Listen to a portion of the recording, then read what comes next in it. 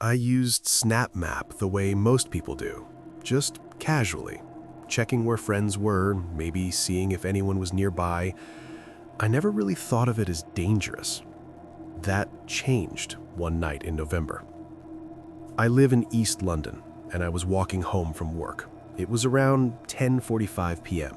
Not crazy late, but late enough that the streets were quiet. I remember opening Snapchat while walking just to reply to a message. Then I tapped on the map. That's when I noticed something slightly off. My Bitmoji wasn't exactly where I was. It was behind me. Not far, maybe half a street back. At first, I didn't think much of it. SnapMap lags sometimes, that's normal. But then I kept walking, and the Bitmoji didn't catch up. It stayed behind me, almost like it was following my past position instead of my current one. So I stopped walking, and after a few seconds, it stopped too.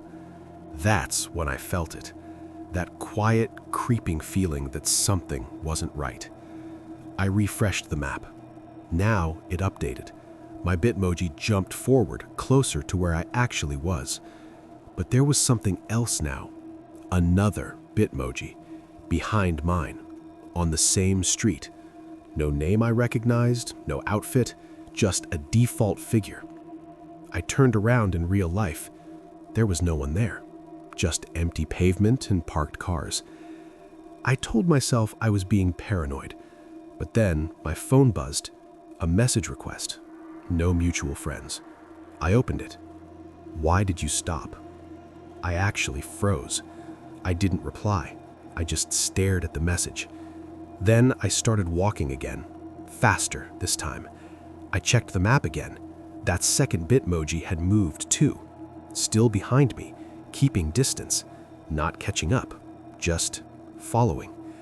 I turned the corner toward my street, and that's when I made a decision. I wasn't going straight home. Instead, I crossed the road and pretended to head toward a small convenience shop that was still open. I stepped inside and stayed near the entrance, watching, waiting. After about a minute, I checked the map again. The second Bitmoji stopped right outside. Didn't move, didn't disappear, just stayed there. My phone buzzed again. You're not going home? At that point, I asked the shop owner if I could stay a few minutes. I didn't explain everything, just said someone was making me uncomfortable. I stayed there for almost 20 minutes. Eventually, the second Bitmoji disappeared. No message, nothing. I went home after that, locked everything, and turned SnapMap off permanently. The account that messaged me? Gone the next day. What bothers me most isn't that someone was watching me. It's that they knew, just slightly behind.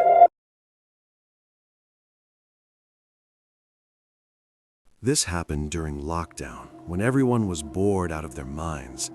I got into the habit of just scrolling SnapMap at night, looking at random places, different cities, seeing what people were doing. One night, around 2 a.m., I zoomed into a suburban area somewhere in the US. I don't even remember the exact state. It looked completely normal. Quiet streets, no activity. Except for one house. There was a hotspot marker right on it, which was weird because there was nothing else around. I tapped it. The first clip was just a dark room. You couldn't see much, just a faint outline of furniture, but you could hear breathing. Slow, heavy breathing. I assumed it was just someone messing around or trying to be creepy. Then the next clip loaded. Same house, different angle. A hallway this time, lights off. The camera was low, like whoever was recording was crouching.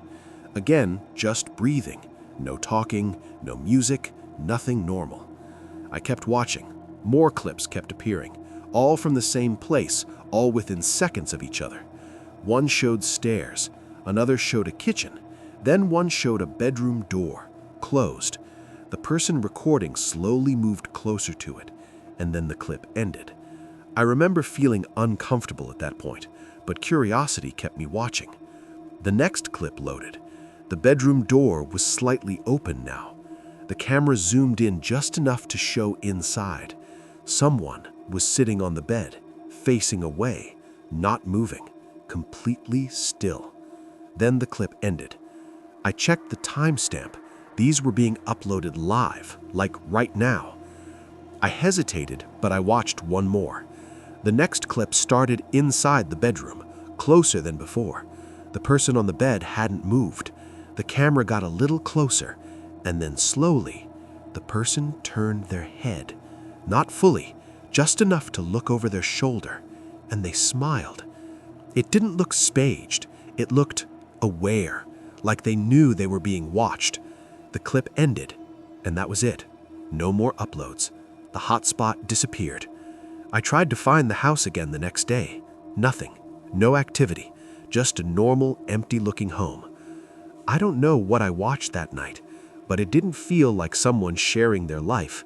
It felt like I accidentally watched something I wasn't meant to see.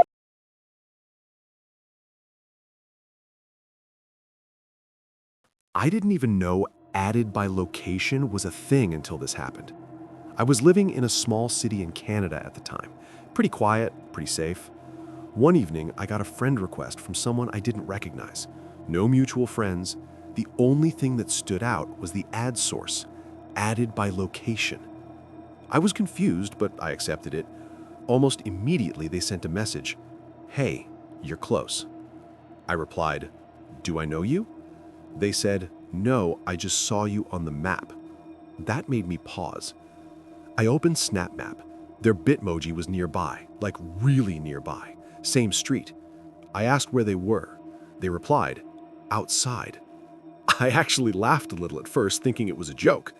Then I looked out my window. There was someone standing across the street, just standing there, looking at their phone. My stomach dropped. I asked, "Is that you?" They replied, "Yeah." I closed the curtain immediately. My heart was racing at that point. Then another message came in. "Why'd you close it?" I didn't respond. Then I just wanted to say hi. Then I saw you earlier. That's when it clicked. I had walked home about 20 minutes before that. No posts, no snaps, nothing public. The only way he could have known it was me was if he saw me in real life and then matched me using SnapMap. I turned off my location instantly, but the messages kept coming. "It's fine. I know which house. I'm not weird. Just come outside for a minute. Then I can wait." I called a friend and stayed on the phone. After about 10 minutes, I checked outside again. He was still there, just standing, looking at his phone. Eventually, a car drove by and he walked away. Not rushed, not panicked, just casually, like he knew he'd already gotten what he wanted. I blocked him after that. But here's the part that still bothers me. 2 days later, I got another friend request. Different username, same ad source, added by location.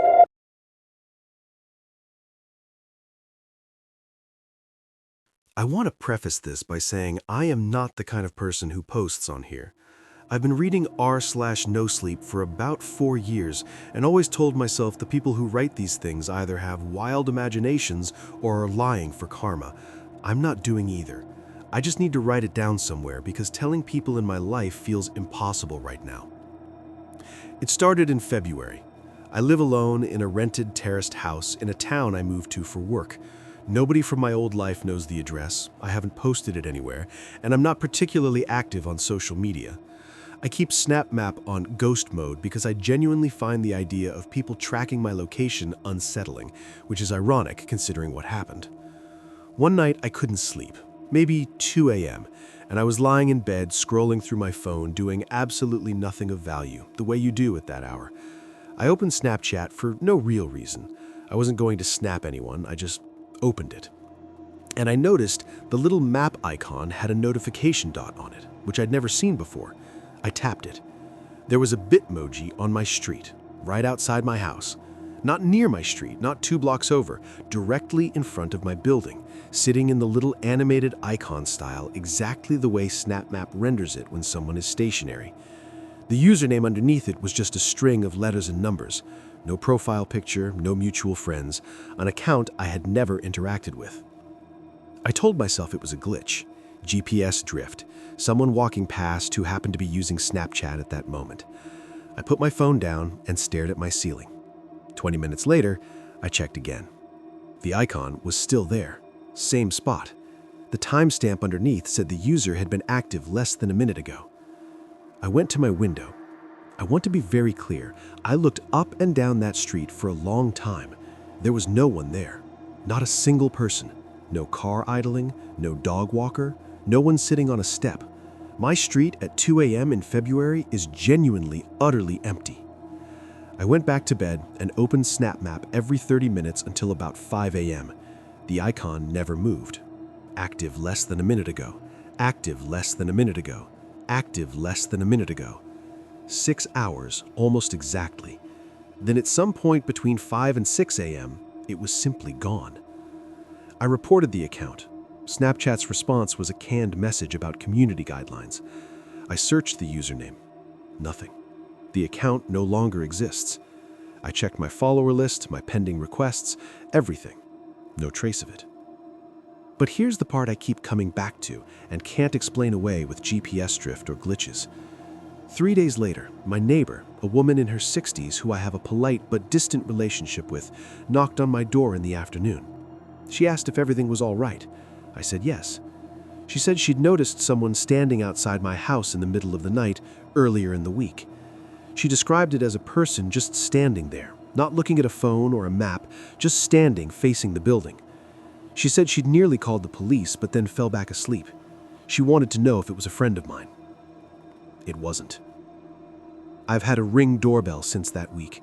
I sleep with my phone face down now, which doesn't really make sense as a protective measure, but the idea of opening an app at 2 a.m. and seeing that same dot sitting exactly where it was before makes me feel physically sick.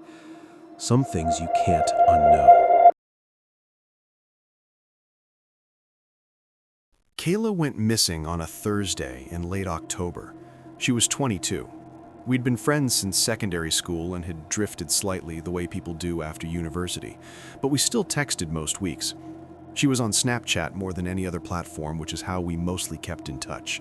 Streaks, voice notes, the occasional photo of her cat.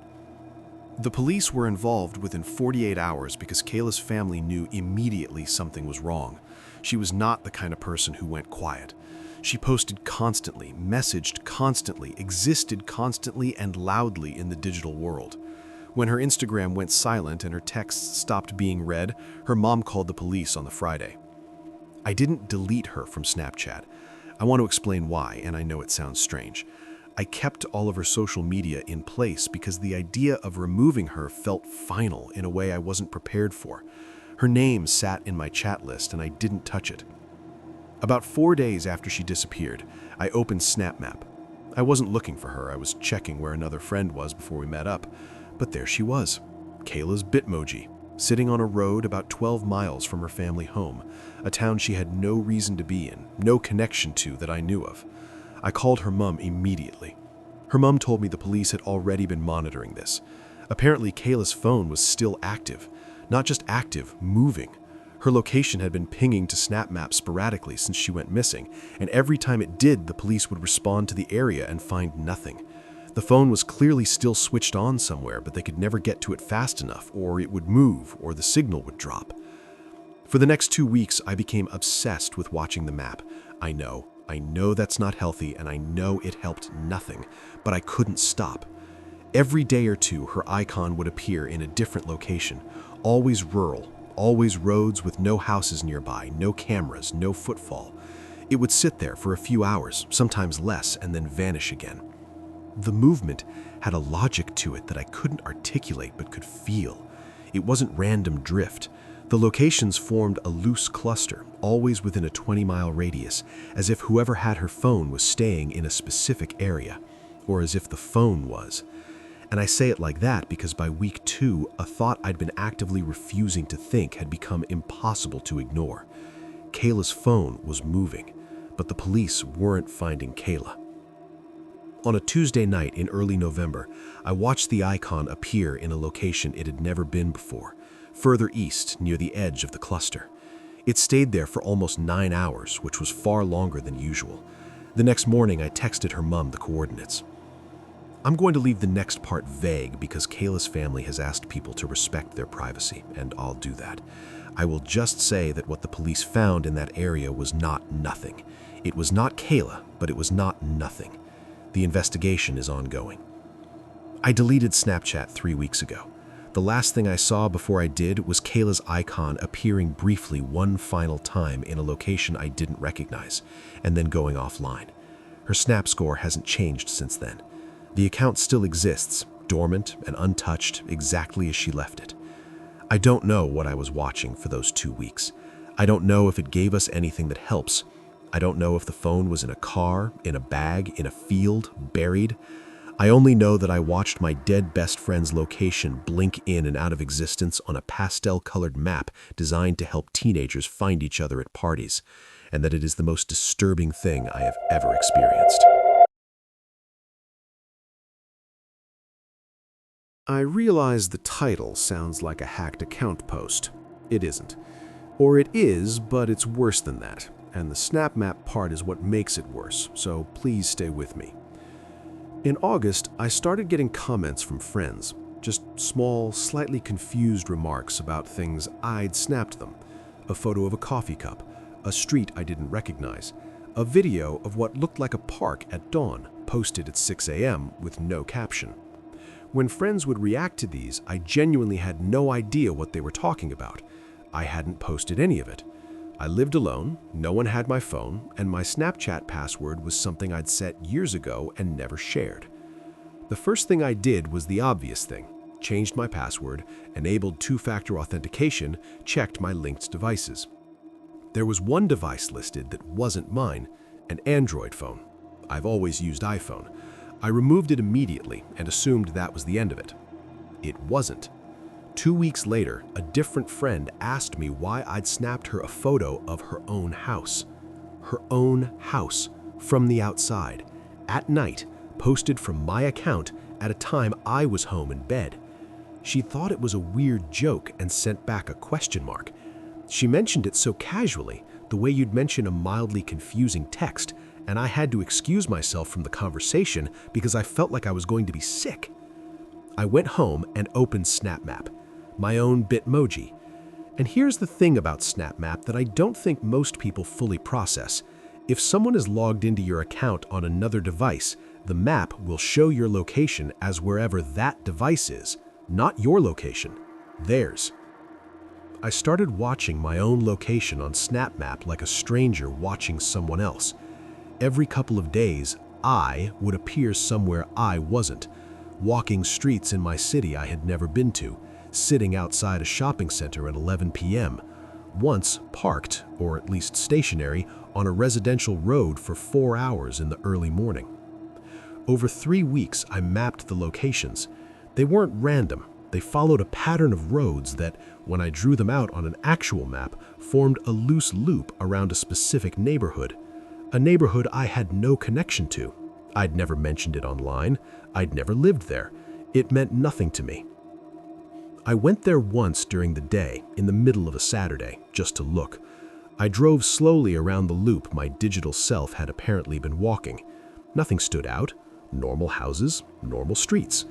I don't know what I expected. The second time I went there, I didn't plan to go. I was driving home from a friend's house and found myself taking a detour almost unconsciously down one of those streets.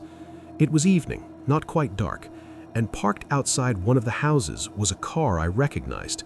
Not a make and model recognized, but a specific car.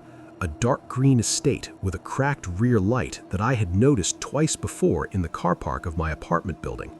I hadn't thought anything of it at the time. I kept driving. I did not stop. I went home, contacted the police, and I also contacted a cybersecurity service who traced the second account access, the one that had kept accessing my Snapchat after I changed the password, to a device operating on a network registered to an address in that neighborhood. I don't know how they got back in. I don't know how long this had been happening before August.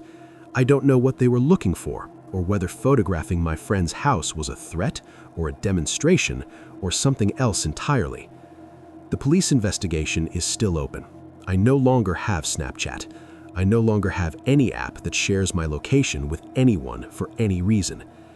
The thing that keeps me up at night isn't the hacking. People get hacked. The thing that keeps me up is the Snap Map. Is the fact that for weeks I was able to watch a ghost version of myself moving through the world, through someone else's obsession, and I could see every step they took, every house they stood outside, every early morning vigil they kept. And somewhere in that city, they could see mine too. We were watching each other, and I didn't know it until it was almost too late to matter.